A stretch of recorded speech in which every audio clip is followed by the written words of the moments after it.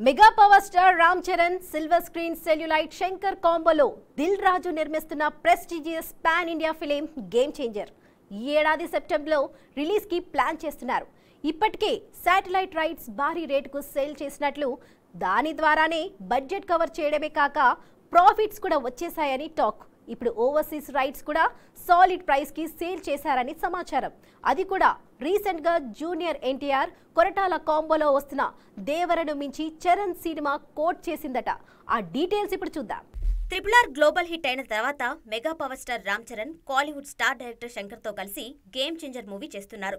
ప్రముఖ నిర్మాత దిల్ రాజు నిర్మిస్తున్నారు. కియారా అద్వానీ, అంజలి శ్రీకాంత్, సముద్రకని, సునీల్, నవీన్ చంద్ర తదితరులు ఇంపార్టెంట్ రోల్ చేస్తున్నారు. అయితే గేమ్ చేంజర్ షూటింగ్ చాలా నెమ్మదిగా జరుగుతుంది. చాలా బ్రేక్లు పడుతూనే ఉన్నాయి. దీంతో అసలు ఈ మూవీ ఎప్పుడు రిలీజ్ అవుతుందో అంటూ చరణ్ ఫ్యాన్స్ టెన్షన్ పడుతున్నారు. అయితే గేమ్ చేంజర్ సెప్టెంబర్లో రిలీజ్ కాబోతుంది అంటూ ఈ మధ్య దిల్ రాజు చెప్పారు. ఈ ఏడాది మన తెలుగులో రాబోతున్న పెద్ద సినిమాలో political action entertainer game changer కూడా ఉంది.